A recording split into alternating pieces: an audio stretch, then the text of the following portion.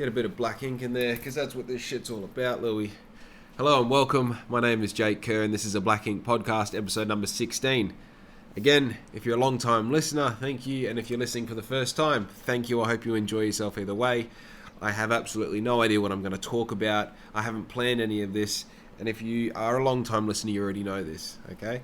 So, where shall I start? How about I start off the thing that I noticed on fucking Instagram this morning. So, a little update from yesterday. I literally have just uploaded yesterday's podcast. So, let me fill you in on the logistics of these bloody podcasts. And I hate doing this, but at the same time, it offers a sense of transparency. And I kind of get it off my chest. And I feel like this is more of a therapy session for me than it is a podcast for you. So, why not? I actually recorded episode 15, which is the podcast before this. This is number 16. I recorded 15 like 3 or 4 days ago. It was in the midst of me being sick, and I didn't relax. I was trying to say too much. I was trying to convey too much. I was trying to get too many big ideas out. And in essence, all I really did was kind of confuse myself with what I was trying to say. And I said things that I didn't really mean. Usually when I record a podcast, the following 24 hours is a terrible period. I kind of remember all the things that I said, and I'm like, oh, I don't feel like that or whatever. This one just didn't sit right, dude. It felt terrible. So I basically, I kind of gave myself a bit of leeway. I'm like, that's okay. I'm just going to see kind of. And I think the part that annoyed me the most was I said things about people I had these particular people in my mind. And where I went wrong was I was too general with what I said. And it was a negative thing that I was saying. Without going into it too much, I wasn't saying specifically a negative thing. I was generalizing my idea with a particular person in mind and what they were doing with their business. But I was conveying it in a way that it could have applied to so many people, and people that I work with and people that my business works alongside their business. And I would hate for anyone to think it was, even the people who I had in mind, I wasn't necessarily even pissed off at what they had done. I was pissed off in general that people allow themselves to drop their bar so low. And I'm going to elaborate this on it in a bit of a different way in a second, but I as much as I kind of want to create some sort of rift in opinions and thoughts and all the rest, that's a whole idea of having a podcast. That's kind of your job, is to have an opinion and to say it, and back it up. And if someone questions it, stand by it and defend it, and actually have a leg to stand on as far as opinions concerned. But at the same time, it was one of those things where I was just I didn't like it. And then when I went to, so basically when I edit my podcast, just so you know, I press record, and then I sit down, and then I get comfortable, and then I start talking, and then obviously at the end I do my little you thing, and then I obviously I get up and I turn it off. So all I have to do, all the editing, is just cutting off that bit at the start and the bit at the end, and then that chunk in the middle. That's no editing whatsoever. And you would know that if you watch these. I mean, even if you listen to these, you can tell that there's no real editing going on. So when I went to edit it, the video file was a little bit, something was off. The timing was just a bit off. The video was a split second behind, although the words still timed it with my mouth. And I was like, fuck, I actually don't really want to upload this, because it's not that everything has to be perfect. Obviously, a lot of these podcasts aren't perfect, but it was a notch below so much. So I was like, I'm not happy with it. Then when I went to airdrop it to my phone to upload it to the internet, because I have to use my computer to upload them to the internet to have thumbnail control and all the rest, my computer wasn't grabbing it. And for whatever reason it was, my computer was just not playing the game. So I thought, oh, well, I'll try again later. And then I'm having a shower, and I don't know if you guys know this, but you actually get a flood of thoughts in the shower, and a lot of brilliant minds go to moving bodies of water to promote thoughts, basically, to give themselves a space where they can just allow thoughts to come into their mind.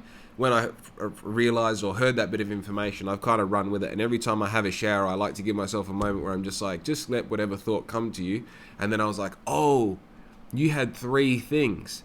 So I had my initial gut feeling, which was more than just the usual anxiety that comes with having an opinion on a podcast. I had that video discrepancy where the quality wasn't quite there, and then my computer wouldn't accept the file how it normally does. Every other time it never has a problem with it. So I was like, there's 3 things, fuck it, I'm going to axe it right there. I didn't even want to go back and rediscuss some of the cool points that I talked about in the podcast. I just deleted it and forgot about it. But I didn't make that decision until halfway through the day yesterday after I recorded episode number 16, which is actually episode number 15. It replaces that 15 that I recorded, even though at the beginning of the episode I say number 16. And I made note of that on the actual description of the podcast itself. So this is the official episode number 16. Yesterday's was 15 and so on. But yeah, just so you know what's going on there, I just kind of wanted to explain that a little bit better because I didn't want to clog up the description in the videos and the podcast to like the Spotify and the iTunes podcast with all the logistics of that. It doesn't matter, but I just in case you're wondering why I'm like, hey, welcome to podcast 16, and like right above it is a title saying 15. That's why. But yeah, so this whole and by the way, just so I can full circle that idea, that to me is living intuitively. That is listening to what's going on around you, and that isn't necessarily like somebody actually saying something to you. That is the voice in the back of your mind saying, this doesn't feel right. That's the voice in the back of your mind going like, hey man, did you notice that the computer doesn't even want you to upload this? And this is the thing, I'm a fucking critical thinking problem solver. Because it didn't work the first time doesn't mean I'm out, but what it does mean is there is a hiccup, which means we've got a problem somewhere. Obviously I can solve it, it's fucking nothing. There's more than one way to skin a cat, especially in uploading a file to the fucking internet. Shit's easy. That's not my point. The fact was, there was a little fucking speed bump there. It's like, okay, there's one speed bump. There was that feeling that maybe someone from over here isn't going to appreciate the idea that you're projecting in your podcast. There's another speed bump. And then the video quality as well, there's another speed bump. Living intuitively is going, there's 3 speed bumps. That might be something in that. There might be something in that. And the fucked part about it is it doesn't necessarily mean if I did go and upload that podcast, say today, that I'm going to have some massive thing happen tomorrow. It might not happen for 10 years, but I might have one line in there where I said it out of context, can be used against me, and when I'm a fucking multi-millionaire absolutely killing it, someone's like, hey, he said this on this date back in 2021. How fucking dare he, you know? So I was like, you know what? I'm going to listen to the universe. It's gone. And, you know, as you may know, if you've listened to a lot of these, I'm quite happy to bin 45 minutes worth of a podcast if the feeling isn't right. Because, I mean, I think episode 7, I think I recorded that like 3 times before I put it up. Like 3 days in a row, I recorded a podcast for over 45 minutes. And I was like, you know what? This isn't what I'm trying to do. This isn't the angle that I want to go for in this particular topic or this particular thought. Forget about it. It means nothing. It's just another 45 minutes practice we got on here. Now, I did say I don't mind throwing out 45 minutes worth of content. I fucking hate it when someone else deletes it on me, though. That's a totally different story. And you know what? Hey, your boy's going to let it go. I'm going to let it go. It's all good. I won't bring it up again, but fuck you. You know what I mean? And you know who I'm talking to. So, one thing that I did want to bring up was this... oh, man, it's annoying. It's annoying. And I've actually said it before. Don't talk about shit you're going to do. Do everyone a favor and don't talk about things that you're going to do. You are fully allowed to talk about things that you've done when somebody asks you about it, right? So let's take a really easy example. If you're like, obviously I don't have anything like this sort of job, and I actually haven't had anything like this sort of job, but say you're sitting there and you at work and you've got other people that sit around you at work and you're going on holiday, or you're fucking someone in your family is having a baby, right? 2 very similar situations for the analogy that I'm going to try and spell out for you here. The lead up to the baby being born, or the lead up to the holiday, it's exciting to talk about how life's going to change when you're on holiday or when this baby comes along, right?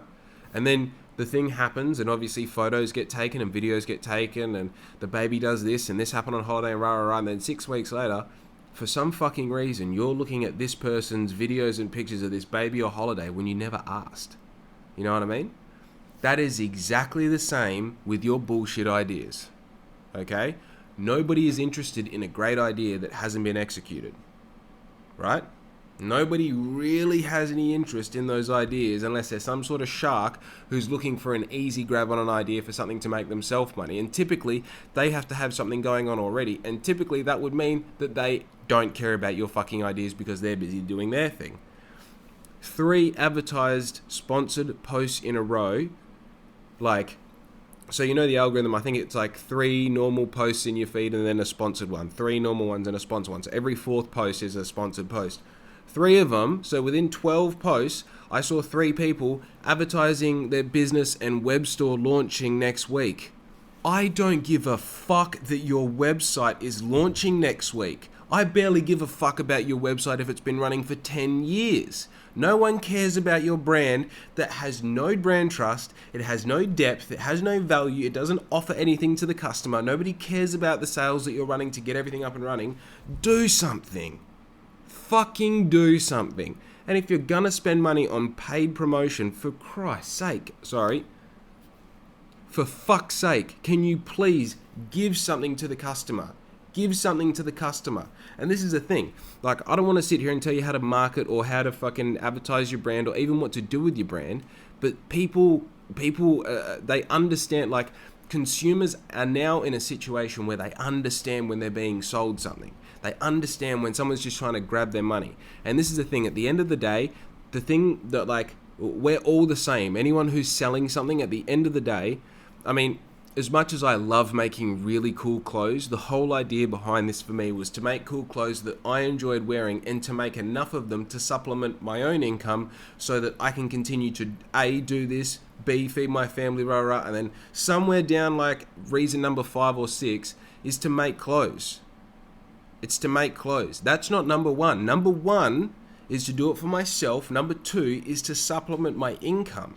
And consumers know this, that you're starting a business not because you're super fucking passionate at making tees with a graphic on the front. It's because you want to live a lifestyle where you create your own income and you can do the things that you want to do, and you can buy yourself a Porsche and you can buy yourself that 3-story house that backs onto the canals, right? Because when you make all your money, you're not going to go and give it back to the customers. I'm not trying to shoot myself in the foot here. I'm telling you how I go about my business and the success that it's brought me so far, right? And that is that my customers are super fucking smart, right? They know that when I host a giveaway, it's not because I want to give away something, it's because I want more followers. It's because I want more likes, I want more interaction on my page, essentially, so I can make more sales, so I can make more products, so I can make more sales, and the snake continues to eat its tail. How fun is that? So you get on there thinking that just because you had a really good idea or a really cool logo or a really cool graphic or whatever, that people are going to get psyched. Dude, your 5 best friends should be super psyched about it. They should be the ones who are putting the stickers on their cars, buying your t-shirts for full price, doing all the shit, but otherwise don't advertise that as the hype around your business. The hype around your business needs to be something that separates you from everyone else. And in 2021, that can't be a color scheme. It can't be a steezy logo, you know what I mean? It can't just be like a little bit different sort of font on, like, literally it has to be like, our brand does this for X, Y, and Z. You know what I mean? Like, I'm not really being as descriptive as I can as to what separates your brand. I feel like the society that we live in now, you need to have something that integrates you into a community in a unique way.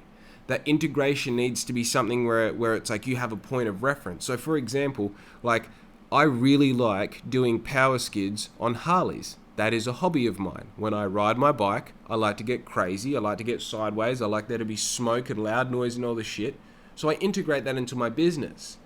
And the posts that do the best are the videos that I post with a cool little track behind it and a smart ass little caption beneath it.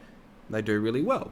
You know why? It comes from an organic place. If you look at my page, you're not going to see all of the posts just trying to promote shit that I'm trying to sell. And a lot of the times you'll find the shit where I am trying to sell something in a post, I promote it more as a lifestyle. I'm promoting like, hey, this person is just doing their thing and they're wearing black ink as well. And the thing that they do is kind of similar to the thing that I do. And that's my point of relatability. And then putting it on somebody else's back and having them just, doing the lifestyle thing gives you a point of relatability outside of me, but connects the brand to it. And the thing that makes me unique is I don't, like, obviously I do know a few, but I don't really see any other brands doing what I'm doing as far as, like, having fun with the fellas on the weekends, getting crazy videos, posting them in the way that I do it. I give myself a point of difference, And these 3 different businesses that I found, like, okay, as a baseline, props to you for doing something different, right? But not props to you for doing something different that is the same as another 2 people that I found within a minute of scrolling as you. Like, doesn't that worry you in a way? Like, and also, who are these people that are buying like fucking anywhere from $1,000 to $10,000 worth of inventory and they have under fucking 10,000 followers? Who's going to buy your shit? What's going on? You're relying on a really fucking successful Facebook marketing campaign in today's fucking climate of these iOS 14 and over updates that don't allow any sort of tracking on people's websites, so you can't rely on lookalike audiences. Like, I appreciate there are some motherfuckers out there with Facebook campaign, what do you call them, structures that are super effective that don't really like base themselves on using lookalike audiences. But man, like, I just don't understand where the confidence comes from. And when you look at their page, all they have to offer is like 4 or 5 different graphics on the same garments that everyone else is printing on. I'm sorry if a lot of this is going over your head. Obviously, like, I wouldn't say that I'm deep in this whole game, but I'm deep enough that I can have these, like, I want to say I can have these opinions because I've learned the hard way with a lot of these things. And I mean, maybe that's what it is. Maybe I look at this and I'm using my point of reference with the experience that I've had in my failures, and I go, well, this is a surefire way to fail. This isn't going to get you the result that you think it's going to get. Like, I understand you've watched 2 or 3 YouTube videos and you think you've got this whole thing figured out. Trust me when I say those YouTube videos are engineered by the person who made it to get views, not to help you become a millionaire, right? And your bullshit t-shirt idea isn't the best thing in the world. It's an idea that has been rinsed and repeated 1,000,000 times this month alone. The fun part is the thing that separates you from the rest. That's the part that I like doing. That's the part that I focus on. What can I do today that my competition isn't doing and won't think to do? And when they see it, they go, oh, motherfucker. You know what I mean? I remember when I saw StreetX did that billboard campaign where he had 2 or 3 different billboards. Like, dude, are you fucking serious? Are you serious? There wasn't anyone that I knew that wasn't talking about that at that time. And I didn't even fucking live in Perth. You know what I mean? That was something that when I went to Perth, you would go out of your way just to make sure that you saw the billboard, just so you got to see it while it was happening. It was fucking awesome. It was one of those things you're like, God damn it. You know? Just so bizarre to me for people to think that they're gonna, like, they're literally floating off the idea that because they had the idea that it's gonna be different. It's like, dude, I fully get that. And maybe that's just some day one entrepreneur shit. I don't know. But dude, come on. Maybe they need to lose all their money and realize that 300 followers doesn't do anything. And also, what's this idea of not following anyone back? I saw one this morning and they had fucking, they might have had like 100 and something followers and didn't follow anyone back, and they were paying for advertising. Like, dude, even if you're just doing an engagement campaign, the people that you're getting engaging and following you, it's like, they're not going to be any good to sell to later on. And like, what sort of trust or what sort of brand are you trying to build where you don't support anyone back or you don't follow anyone back? I'm not the meanest guy when it comes to like sharing the people who are doing stuff around me, but I definitely follow them. I definitely like all their shit, and I definitely comment on all their shit as it comes up in my feed, because that's the free shit that you can do to support people that you care about, and therefore I do that. You know? Just interesting. It's interesting. And look, honestly, fucking kudos for doing something, but maybe sit down, think about what you're doing.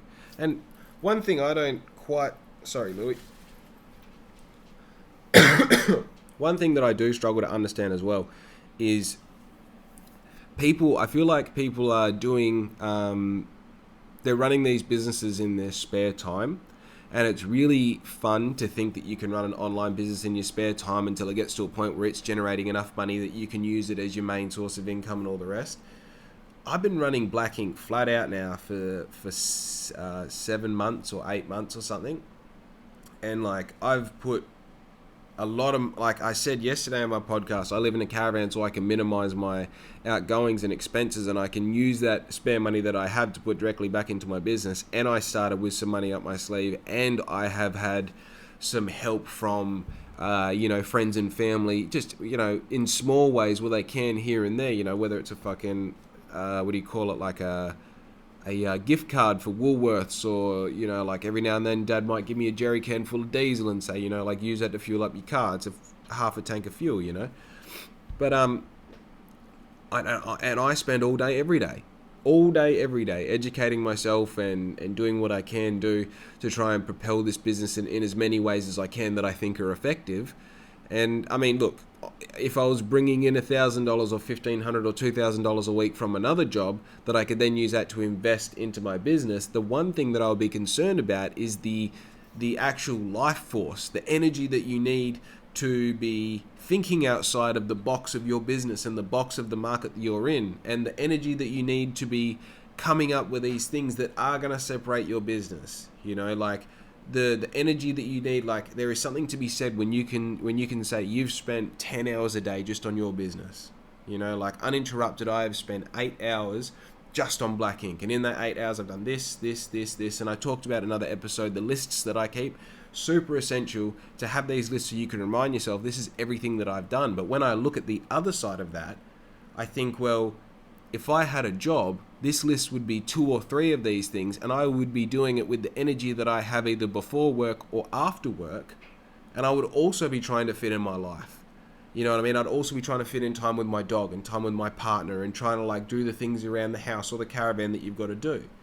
So I find it really interesting when people like have these bullshit half-assed attempts, and like I call them bullshit half-assed attempts purely because of what I just said, in starting these online businesses that they think, oh yeah, I'm just gonna, you know, start a little Instagram page, and you know, I've got a mate who does some graphic designs and he's done this, and I've done some Googling about, you know, getting t-shirts made and jumpers made, and I'm gonna get 20 of this and 10 of this, and they order like 2 of every size and have no website, and if you want to buy it, you've got to DM them, or they fucking host it on Big Cartel. Like, again, super cool if that's what you do, but also, wouldn't it be hell smart if you're serious about it to actually execute a plan and say, right, I'm going to work for the next year, I'm going to put away $300 or $400, or if you're serious, you might even put away like 70% of your pay for a whole year, just so you can get to a point where you can kick back and say, right, my rent is paid for 6 months, all of my outgoings have been paid yearly, so I don't have any direct debits that are going to fuck me up, and I've got $10,000 to start this project, and here's a detailed business plan that I've been working on for the past 6 months, so I know exactly how I'm going to execute this, in what time frame, and in what kind of style I'm going to do it all. Here is the thing that separates me, here is my business, here is my tagline, here is what I'm trying to do, here's what I'm making sure I'm not doing. But instead they want to dilly-dally around, but doing this bullshit so they can say to their friends that they've got a fucking online business and it's doing really well because they sold out of their stock of 10 or 30 things that took them 6 weeks to sell. You know, and in reality, selling dead stock for sale prices just to fucking get rid of it and say that you sold out. Bruh, what are you doing? I'm not saying it takes the whole 8 months that I've taken to get to the point that I'm at. What I am saying, though, is it takes some fucking execution to be successful. You know, I've always kind of... You know what's interesting? I had this... I can remember being on a bus in South Headland on my way home, or on my way to Wedgfield, which is where Mum and Dad worked. And I remember thinking to myself, like, smoking can't be that addictive. Like, it can't be so crazy that you just, like, it's just that simple. You just don't get another cigarette out of the packet. You don't put it to your lips. You don't light up the end. You don't draw. You just don't do it. And then the next time you want to do it, you just don't do it again. And I thought to myself, when I get older, I'm going to start smoking just so I can stop smoking, so I can prove how easy it is. Right? And I've done that now, like, 4 times. So I guess it is a little bit harder to quit than I thought. But the one thing that I take away from that as an adult when I look back on it is the fact that I have a supreme confidence in my ability to do things. One of the things that I say in my prayers every morning is I am confident and I am daring. And within that, it's like I am confident in my ability to do whatever it might be that I decide to do, right? I am so sure about the first part of that sentence that the back half of the sentence doesn't even matter. I am confident. And the second part is I am daring, which means that not only am I confident in whatever, it's I am daring in what I aspire to be confident in. I am daring in what I aspire to be confident in, which means that the gate of what is possible, what is attainable, is so wide for me in my mind that I'm not really concerned about what I want to achieve. The hardest question is, what's the best possible end result that you can think of, and let's start fucking working towards it. Like, that simple. So I think within that, when I think about like when I think to myself, what is it exactly that I see myself, how do I go about this? I think when I think about what that, maybe let's go to 8 months ago. I had the thought about, like, obviously I've spoken about, I kind of had Here Fishy, which was my fishing business doing its thing. And I thought, well, this is fun, but it's not like I haven't been fishing for years and years and years. And there was a lot of stuff within the industry and the terminology that was just going straight over my head because I wasn't a fisherman. You know, like I like my feet being dry, if I'm honest. I mean, even if you go back to, at the time, what I was really into was inline skating. I mean, it would have made heaps more sense to build a whole business around skating. And that's when it occurred to me, like, Black Ink not only was something that I really enjoyed, I enjoyed the social side and the community side of it. I really enjoyed the making garment side of it, the making these cool things that people would get psyched about. And then I remembered the fact that people really, like, they enjoyed the Black Ink garments so much, or they cherished them so much, that they would wait to wear them until they went out. And sometimes they wouldn't wear them at all because it was their favorite piece of clothing. And it was, to me, it was like, oh, well, being successful in this will be easy. And, you know, cross-referencing all of these kind of skills and ideas and abilities that I got from running this Here Fishy business, this e-commerce dropshipping style business, whether it be like website development or graphic design, or even just like being able to research and educate myself on these particular topics, cross-referencing them over to Black Ink would be easy, so the success would come a lot easier than obviously what it was for Here Fishy or whatever these previous endeavors that I had. And the crazy part about it is, I say that so much. The crazy part about it is, and the reality of it is, it's like my favorite shit to say, hey. But what I learned about it is that success, my idea of how confident I am and how successful I can be has not shifted at all.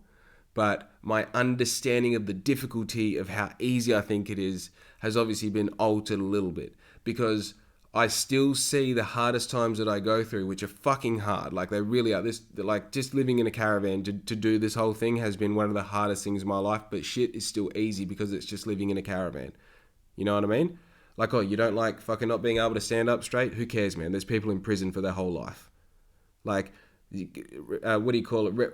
Relatively, like, being relative to yourself and also the reality of where you could be is always grounding. But also, it's like, it's grounding, it's humbling. It gives you space to kind of go, like, you know, being successful is easy. It's as easy as putting yourself out there. It's as easy as executing these big ideas that you have. It's as easy as not being embarrassed about the things that you think are going to work, even though maybe they haven't worked before. But at the same time, it's really fucking hard. It is really fucking hard, you know? And it's interesting to use these, like, I like having those, like, paradigm, like, I think that's the word, like, these really opposing ideas that kind of contradict each other, but at the same time they help you, you know? So I was talking to a friend about, like, it's super cool that I'm going to be moving into a rental. You know, obviously, like, I have all these ideas. I have ideas where, like, I don't even want to touch on them yet, because I know that the space and the time they would take, and, like, the way I would want to set up my whiteboard so I can properly get these ideas out and understand what I'm actually trying to say or what I'm trying to execute and do, I don't allow them to really, like, flower in my mind yet, because I know it's something that would do heaps better with space, and I know I'm going to have this space one day, which is now moving into a rental. But it's one of those things, when I look at that, I think, do you really think you need a rental yet? I mean, let's pretend you stay in the caravan for another 6 months. Now look at all the money you would have spent on your rental in that 6 months, right? What could you do with in your business with that money, right? Or we can look at it as, take all that money that you're going to spend in the next 6 months on your rental and figure out how many of those big ideas that you've put off that you're going to be able to achieve now that you have this space and this time, right? You look at that money as an investment in yourself and in your business, but a different way. And then when I look at the other side of that whole timeline, and I think, man, I think I can still achieve. I'm disappointed in a way that I'm moving into a rental now, because it means you're kind of giving up on the caravan idea. It's kind of giving up on this idea that you can run this business out of your caravan and you can still be successful. And all, you know, like, oh, it's such a hard effort because you've got to walk up the hill to connect your computer to the internet so you can upload your YouTube video, and it means you're going without Right, or you've got to, walk up the hill to go to the toilet, or it's so hard to put on your Ugg boots to go and have a spew outside because you're sick and all the rest. Or you can look at it the other side and say, look, you've spent 18 months in a caravan, and when you moved into your caravan, I had no aspiration for starting another business. All I knew was I didn't want to drive a truck for at least 6 months. I just wanted to get the fuck out of the workforce. I wanted to forget about having a job. I wanted to forget about having a boss. And I'm not saying I even have a particularly bad boss. I just hate the idea of having this obligation to show up at a certain time to then go and do a job that I have no control over. And if you get to work and you're all excited because you get to drive this one particular truck, because that's what they said yesterday before you went home, and then you get there and you get another fucking truck with another different run, whatever it is. I was sick of that. All I wanted was a break, and I'm 18 months down the track and I'm getting out of that caravan, and I've got a business that's running and operational and is getting better every fucking month. And I've got cool products and I've got people that are hyped about it and doing shit. Look at everything you did do in that time. So using those opposing, like, fuck, I could do so much more before I get out of the caravan, or look how much I've fucking done living in a caravan, mashing them together and using that to move forward, using that to like propel yourself. I even had a moment this morning where I was in the car and I was like, oh fuck, I gotta contact my person at fucking the jersey joint, because I'm getting these custom jerseys done, and I've got to contact my supplier on the East Coast about getting this particular. I'm having a bit of a problem with this crew neck jumper and all the rest, and then after that I got to record a podcast, and I have to chase up this person because I delivered something the other day and I gave him the wrong size, so I have to. And I was like, that's my fucking job now. And you know what? You can do those jobs in any order that you want. And Billie Eilish is playing on the radio. I didn't have my phone because I had to leave my phone at home with the laptop upstairs, because my phone is the Wi-Fi for my laptop so that I can upload shit to YouTube. You know what I mean? Like all these little things. And I thought to myself, like, that's your job. Like Black Ink is your thing now. And not only that, you're about to move into a house. And it's not like you faked it at all. Like this is 100% happening. I started crying.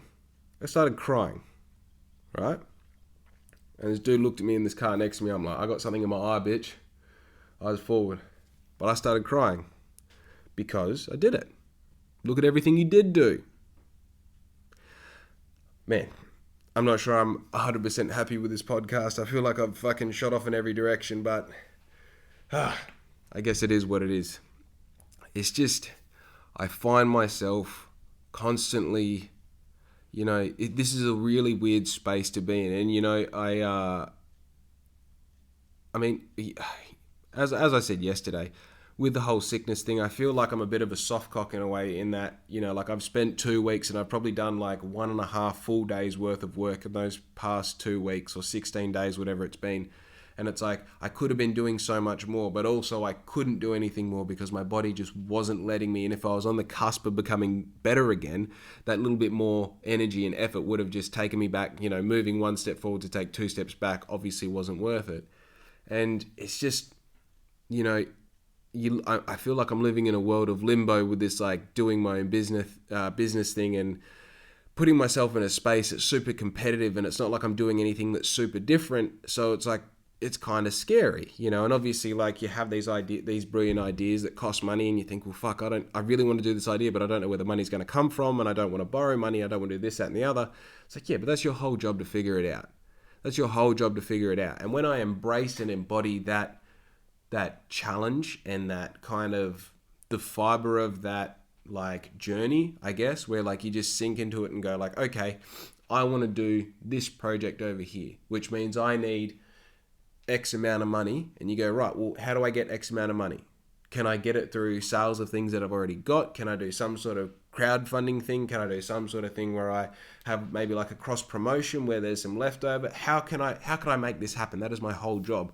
And then you look at someone who's advertising the release of their website going online next week, and you're like, so what? Like, I'm not going to do the job for you, but maybe you should advertise something along the lines that you're going to have something that is available next week. And obviously the portal that people can buy it through is a website, because people are going to assume that you've got a website because you're selling something online, So maybe you need to promote the product, not the portal through which you buy. Like, Woolworths doesn't advertise the fact that they have a fucking shop. They advertise the shit that's in the shop, because at the end of the day, people are buying products. They're not buying the experience of going to the shop. I mean, that's also a debatable thing as well. But yeah, dude, I mean, I don't know if you can tell, but I'm a little bit fucking passionate about this topic, you know? I'll tell you one thing though. One thing I used to do when Black Ink was a coffee van, I would focus a lot on the experience of me arriving at your workplace. And that was one thing that I've always been really like dialed into, because I was aware of that. I was aware that there was me and like another half a dozen coffee vans in Bunbury that you can choose from. And given the nature of coffee, unfortunately, you're never actually going to deliver a fucking good coffee every day out of the back of a van. And especially if you're making 100 cups a day, I don't care who you are, and I don't care what sort of firm grip you've got on yourself. I'm telling you, you cannot deliver 100 consistent coffees every day when you're in the back of a car with a coffee van, simply because the environment is always changing. Those beans are going through so much before they get to that cup. They're going through so many temperature changes, so many changes in humidity. That grinder is always moving because you're always on the road. Your extraction time is never going to be calibrated to the grinder because of that environmental change all the time. So unfortunately, your coffee van, unless you have bullshit coffee, which a lot of them do, as well. Like, I've seen people just run a shot for like fucking 45 seconds and call that a long black. I don't know how the fuck you stay in business doing that. All good, but what the fuck are you doing, you know? But the thing with the mobile coffee is that, like, say if you got like a scale of 0 to 10, and 10 is the best coffee you can provide and 0 is the worst, you need to sit around 7.5, 6 to 7.5. You need coffees within that. And obviously the more sugar you add, the easier the shit gets. But you need to have a fairly, like, generally an all right base of coffee knowledge and what to look for and the colors to look for and the smells to smell, and, you know, how to preserve your beans the very best and things to look for in the grind, and obviously like the temp and whatnot. But beyond all that, there's not really much control you have over the coffee. So let's say the 6 coffee vans there are, let's say 4 of them make an all right coffee, right? So your competition is another 3 vans. So what separates you? Maybe you can get there at the primo time that the customer wants. Maybe, I mean, everybody wants 9 o'clock in the morning because that's when everybody has smoko. You know, someone will call you up and say, oh, are you free at 9 o'clock on a Friday morning? And you're like, oh, how many customers are there? They go, oh, we've got at least 5 people in our office. You want me to come at 9 o'clock on a fucking Friday morning, which is the day everybody wants coffee because they're all fucking jacked up over the weekend, and you want me to arrive at prime time to make 5 coffees? Dude, come on. Come on. Hey, come on. You understand? So it wasn't the coffee that would separate you. It might be the time that you can arrive. The one thing that you can offer, though, is yourself. Because the one thing that the other coffee vans don't have that you do is you. So I would focus more on, for your $5 for your coffee, you would get the experience of me making it for you. You would get the experience of the tall, tattooed young dude who bought a coffee van at 20-something years old and he's out there giving it a shot. I could sell you that experience, right? And the one thing that I did know is that the lady that I took it over from, super nice lady, but she was just a mum, you know what I mean? And, like, nothing against that whole framework of, like, you know, mums having coffee vans, and it is a really good job for mums who kind of, hubby works away or whatever, and she kind of needs her own thing, and it generates a bit of money and all the rest. Great for that. But that's what all the other coffee vans were. It's essentially these middle-aged women or middle-aged men that had kids and had a life that was relatable to you as the customer who was at your normal job, doing your normal thing, getting your coffee on Monday, Wednesday, or Friday, or whatever it might be. You know, the thing that separated me was the fact that I was young. It was the fact that, like, I didn't give a fuck about the things you gave a fuck about, and vice versa. And also, like, I'll tell you straight away how I feel about something and have no remorse in how I said it. And if you are offended, I'm just going to get in my fucking murdered out coffee van and just fuck off without a care in the world. And I realized if I honed in on things like swearing at the customer, like if someone said something, I was like, fucking oath, that's sick, you know? That's not something you're going to hear a mum say, you know? It kind of gives the customer some sort of like youth and vitality in their day. So I would sell the experience of my van arriving. I do little things like I was so crispy at getting the group handle out, tapping it, cleaning it, getting the shit in there, tamp, all in one motion while I'm having a conversation looking you in the eye. And right after I tamp it and put the group head in the coffee machine, I throw the tamp under my arm and I catch it with my left hand. I start the whole process again with the other group handle. Like, I knew that no other coffee van was doing that. And even though like it's a bit like kind of corny to say that you're selling this kind of hip experience or whatever it might be, that's what I was doing. I was selling the thing that you would see in a movie. I was selling an experience that was polished. I wasn't there to try and make you a brilliant coffee. I was there to try and make you feel something. I was there to smile at you. I was there to question what you said. If you said like, oh yeah, so the weather's looking good today, I'd be like, nah, you got to come up with something better than that. You have to come up with a better topic because I'm not talking about the weather again. Or if I rock up on a Monday and you start talking about footy, I'll hang shit on you for the rest of the week because I don't give a fuck about footy, bruh. I don't give a fuck about footy. So you come at me with weather, footy, family, any of that bullshit. The first thing I did was cut you down and talk about some shit that we actually wanted to talk about. And if it was, I mean, it's one of the things where you go like, oh, it's a quick way to get rid of customers. Hey, why don't you talk to my customer list? Huh? Why don't you talk to the people who got rid of the person who bought my business after I sold it because it wasn't me anymore? They sold the same coffee. It was the same coffee made out of the same machine. All they had to do was rock up and keep making it, and yet they got rid of those people. Why? Because I sold the experience of me coming to your workplace and making you a coffee. It wasn't about the coffee, it was about me. Anyway, I'm fucking puffed. I feel like all I've done is spoken about me for 40 minutes, but I guess that's what this is all about. Now, I have been playing around with some ideas as far as having a guest on the podcast, and I am really excited with obviously moving into this rental. Oh, I am so excited for the workspace that I'm going to have. It's almost magical to think what I'm going to be able to do.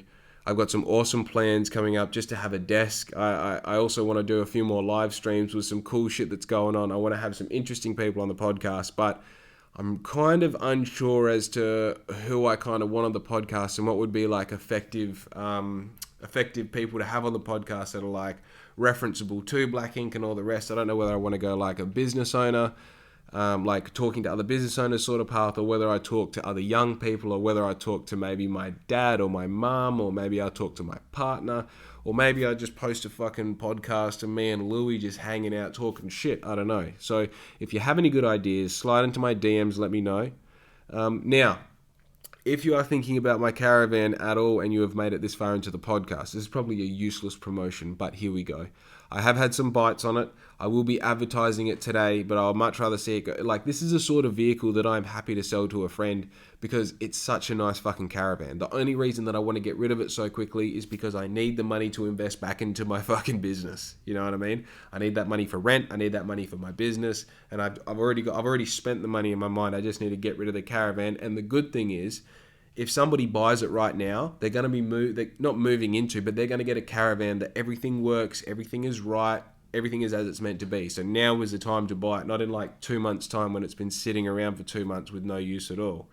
So if you have any interest in it all, please contact me and I will sort you out with a much better price than what I have it advertised for. Yeah, I don't want to say too much more about that.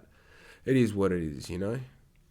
But just a little, I did want to bring this up as well because it's something that I wanted to clap back from yesterday. So I was talking a lot yesterday about manifesting the reality that you want around you, and it like starts from obviously like one day I want to be a millionaire. That's the end goal. But today I want to not be sick. You know, to like started the day with like a blocked nose. I want to end the day without a blocked nose, and like starting the day with telling yourself and the universe, like, I see myself at the end of today without a blocked nose.